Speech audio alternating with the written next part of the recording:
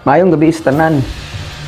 So karon mo share ko ninyo og gikan sa Exodus chapter 3 verse 10 nga nangingon nga padala ko ikaw ngadto sa hari sa Ehipto aron pagkuha sa akong katawhan gikan sa Ehipto.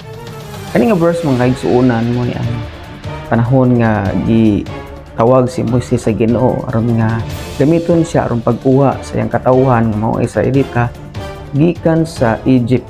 Naman tungod kay naulipon sila ning tayma sa Egypt, gidaog-daog sila, gipatrabaho sila nga og syudad og kahumayan pero walay sweldo, walay pahulay, walay day off.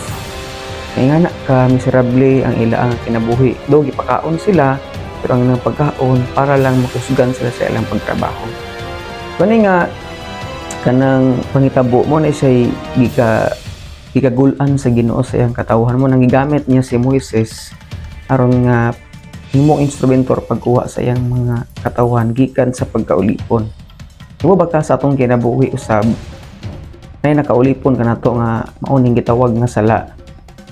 Lipay siya hinuon kuno tungod kay ang sala ganahan manggid sa tawo pero kini nagulipon ni nato nya magatod nato gikan sa kalayo sa impyerno. Mo nang si Lord sa kanunay gusto niya nangandoy siya nga kuhaon tagikan sa Egypt.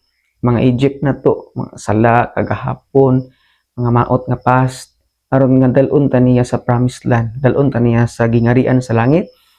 Diri sa kalibutan dalon ta niya sa kadaugan, kagawasan, mga kaigsuonan. Nga sa New Testament, ipadala ni Lord ang iyang bugtong anak nga si Ginoong Hesukristo. Gusto niya nga kuhaon tan unang-una gikan sa sala niya.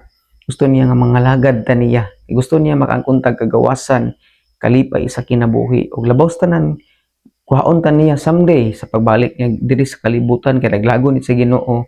Gusto niya makauban ta sa gingarian sa langit. Igsuon sa akong punto nga sa atong mga kinabuhi need tag kwarta, need tag bahandi, need ta og mga butang sa kalibutan pero ang pinaka need nato mao si Ginoong Hesus aron makabaton tag kinabuhing malipayon gawas nun tinuod niya kalipay kay siya lamang nga makatag og tinuod niya katagbawan kalipay sa atong mga kinabuhi.